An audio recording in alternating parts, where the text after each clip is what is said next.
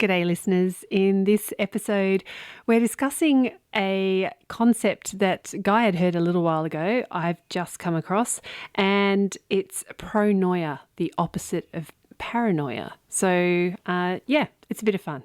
Enjoy. Why did it count backwards? I don't know, that we're now recording. What? Hello, Captain. What do I...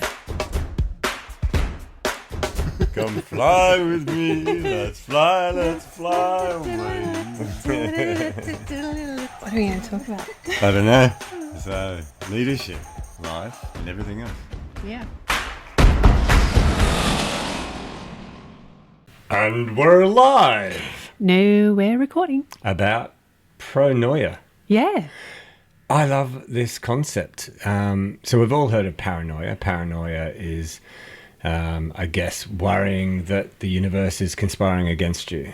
But there's this brilliant book out there written by... Rob Brezsny. Rob Brezsny, Pronoia. Yes. Where the concept is similar to a motto that you and I both share, that the universe is conspiring to help you, to work with you rather than against you. And what a brilliant concept. The universe has a crush on you. Has a crush on you. Oh, I like that one. Oh, look at you, Michelle. This is the universe talking. Yeah. Absolutely. But it all ties into, a lot of people, when I was first starting to study all of this sort of stuff 30, 40 years ago, they got sick of hearing, positive thinking, but it's so much deeper than just positive thinking, isn't it? Yes. So have we spoken about the car park?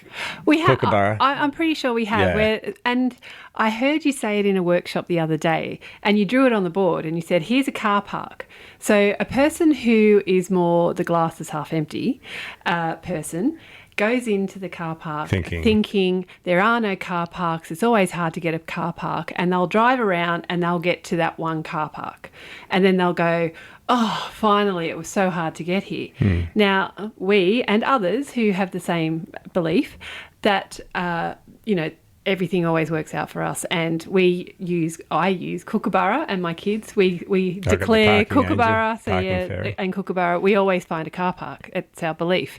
So we'll drive around in that same car park on the same day, exactly the same time, and we will get to the same spot. However, we'll be like, yes, see, Kookaburra provided. We've got the car spot. And your experience is very, very different. So that's when we heard about this book and pronoia, we realised that that's what we're doing. Yeah. We're of the belief that the universe is conspiring to provide everything that we want and need, and that everything will work out for us. So I think pronoia was originally from, I don't know where I read this, but years ago, I think I heard that it was the condition of being deluded that everyone fancies you, sort of thing. Yeah. Maybe? Yeah. Oh, I don't know. It's scratching around in my memory somewhere, but forget about that. But regardless, the concept is that if you have a firm belief that the universe is conspiring for you, it helps you rewrite everything, such as adversity, challenging times, things that you don't necessarily think are going your way. When you eventually come through them at the other end, if you have this pronoia mindset, when you get through the other end, you go, oh, how cool. All of those obstacles I just had to jump over were there to get me to this point. And I wouldn't be at this point if those obstacles weren't there. When you said delusional, my mind went straight to, it's like a Mr. Bean movie where he's got all these things happening around him, but he's just like happy, oblivious to it. Totally oblivious, and like, oh, there's this, something lands in his hand after the explosion that he caused, 5 scenes ago, and it's like, oh, thank you. It's to me a bit Inspector Clouseau. That's right. So I guess we don't want to imply that you have to be ignorant and stupid for this to work for you, because I certainly don't think you're ignorant and stupid, and I hope I'm not, Michelle. Well, I found reaffirm me here, please. You're not, absolutely you're not. Yeah. No, I found the title of the book. Yeah. So it's Pronoia is the antidote for paranoia, how the whole world is conspiring to shower you with blessings, by Rob Brezsny. Shower you with blessings. Because even the challenge. I know we harp on this, but even the challenging moments in our life are blessings. Yeah. What I say in Anti-Fragility Keynote is that not in spite of the hard times have you grown stronger. It's because of the hard times that you've grown stronger. So that's the obstacles are the way, which Ryan Holiday. The obstacle is the way. That's right. What is it? There's so many great books out there at the moment about this topic, because I think it's about time that we started to go back to positive thinking. Rather than the victim card, it's like, hang on, that's my superpower. Well, isn't that being thrown around these days, the victim card? It's like everyone has been given permission to be a victim lately, which is fine. You're allowed to. If you want to be a victim, by all means be a victim. I've been there. We've both been there. But it's what an awful state to be in. Yeah. That you're sitting there whinging about the state of things and what is happening to you rather than for you and all that sort of stuff. And there's been a shift over the last decade or so. We've moved towards very much a victim mindset. The world isn't safe for me. The world isn't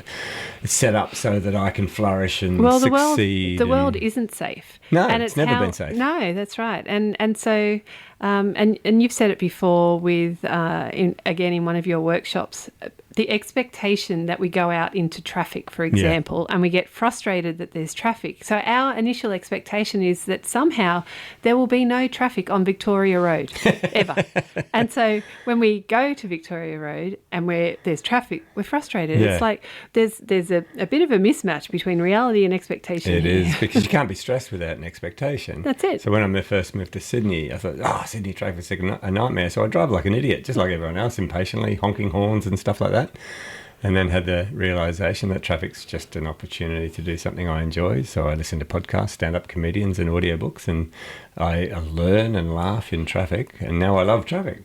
Yeah, because I'm getting to do something that I enjoy doing and I need time to do it. And why not do it in a car? But yeah, like you just said, the underlying expectation that was causing my frustration. So when I'm sitting there thinking, Sydney traffic's a nightmare, the underlying expectation is that there is no traffic. And never will be every time you go out on the road. I can get into a car and go wherever I want without traffic because I am a god. It's that sort of mindset, and it's pathetic that we do this to ourselves. We create all of this stress in our heads because we have expectations that we haven't really analysed where they're coming from. It's like a kid not cleaning up their room, and we get stressed about it because the underlying expectation is that kids walk into a messy room and aren't overwhelmed by the magnitude of the task that's ahead of them. Yeah. You know, we have brains that can compartmentalize all things. Only sometimes I get overwhelmed by this. Yeah, very true. We all do. But kids, it's even worse because they haven't learnt the skills. So the expectation is what's causing the stress. The expectation that a child can think and perform tasks the way we do instead of having the beautiful patience of somebody that works in a childcare centre. Like, have you met those people who work in childcare centres and how they have this incredible patience for kids? Yes. They're the best parents. They are. So pronoia, I think, is the opposite. So again, it's a mindset, obviously, which I love mindsets. Yes. But it's that I think we have an element of this already. We just haven't labelled it. No. Well, now we've got a new term. That's right. I love this. Pronoia. And if I'm slightly delusional, that's okay as well. Well, I have no problem with being delusional if delusional improves your life. Yeah. And contributes to you being a better person. Yeah, I used to think I've grown up with karma. Karma will get them, karma will get them. And that's it. I always thought, is that because karma's bad. If karma comes at you, then karma's bad. But there's good karma as absolutely. well. And then what goes around comes around. That's it. And then I had this thought, well, hang on, what if they're idiots and they don't even know that there's... So who's the... It's me. So everyone's responsible for their own emotions and what they take out of it. You can't expect the other person. My stepdad says he always quotes Confucius. It's on the internet, so it must be true. But about man who seeks revenge digs 2 graves, not 1. Yes. or doesn't. Anyway, I I've think, mucked yeah, up I think I've something heard like that that. one. Yeah. And it's true, because if you expect, karma will come and get them, if they've wronged you, and then you expect that something bad will happen to them because of their conscience. Yep. The thing is, if they don't think it's bad, there's nothing, and it's then eating yourself up. You've actually just kind of hit not a nerve. It's not. That's the wrong term, because that sounds like you've annoyed me.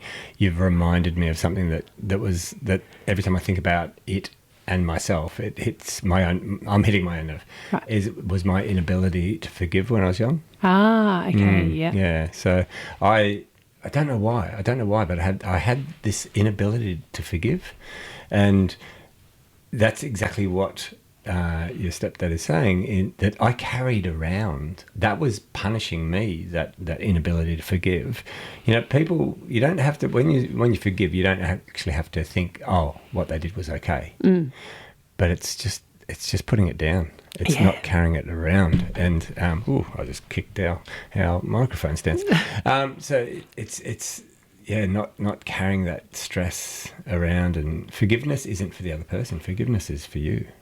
So if we can be a little bit Mr. Bean. Yeah. So what is it?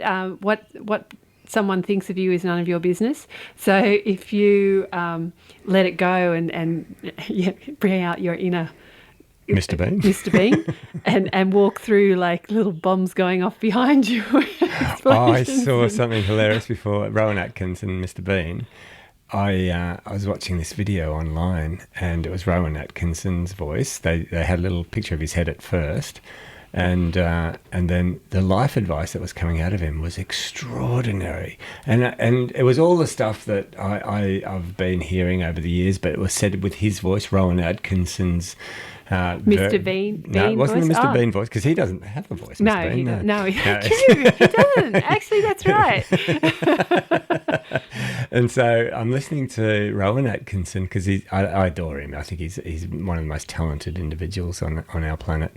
And I'm sitting there really enjoying this life advice from Rowan Atkinson. Then I noticed down the bottom of the video, this is all AI generated. Wow. Oh, and it made me sad. That because I would think that Rowan Atkinson would have, if he was in person, and I was talking to him, he would have said those things, because that's the sort of human. I've always seen him in interviews I've always held him in high regard, and so it matched the person that I perceive him to be. And so I'm listening to all this beautiful life advice, and then when I saw AI, I went, this is not fair. We can't do this. We can't take beautiful sayings, beautiful quotes, then use AI to say it in somebody's voice who didn't say it in the first place, ascribe it to them just so that we can get hits online. It actually grated on me a little bit. Now I'm curious, was it more like Blackadder voice? No. Oh, okay. No. It was Rowan Atkinson's interview voice, I think. It was. Wow. Imagine what I was imagining, because there wasn't a visual of him doing it. I imagined him at a university doing a commencement speech, or okay. I imagined him giving some wise advice to an audience on stage. And I was because his voice is just brilliant. Could you rewire that? Okay, annoying that it's AI. However, it made you feel good, and you still felt respect for Rowan Atkinson. Let's use some Pronoia here. That's right. You still felt respect. We still feel respect for Rowan Atkinson. So the messages themselves were great. Rowan Atkinson is great. Put two great things together. Why am I annoyed? I guess I'm annoyed because of an expectation that only the source of the knowledge can give me the knowledge. Maybe that's it. That's a bit silly, isn't it? Because we quote other people badly my case. Yeah, in my case. But we pass on wisdom. A lot of people over the years have said, "Guy, what do you do?" I said, "I'm the conduit of other people's wisdom." Yeah. I'm just simply passing on the wisdom that I've collected from other people along my journey. And so, where's the resistance to an AI-generated bot using his voice to share the wisdom that will help people in life? I think I need to adjust my mindset, Michelle. Okay. Pronoia. So the thought that the universe is conspiring to help you, for everything to work out for you. What a better way to look at it? Because if you leave your front door in the morning with pronoia and set that mindset, everything that's going to happen to me today is the universe conspiring to help me. So you get in a traffic jam, right? This is one I've had before. I like this one. So you get in a traffic jam and you think your first reaction might be, oh, I'm going to be late. But then if you have pronoia, your mind might run away, and mine has run away before. It might run away to this. Well, if this traffic jam wasn't here and traffic was flowing a bit more freely, I may have got onto the highway earlier, and then I might have been in the right place at the right time for a truck that wasn't paying attention to hit me, and I might have been in an accident. This is the universe slowing me down because there may have been calamity. Now, that's a weird thing to do, right? No, that's like the burnt toast theory. What's the burnt toast theory? The same thing, a similar thing, where you burn your toast in the morning, so you've got to do it again, which has delayed you, but ultimately that has changed your timeline. Yeah.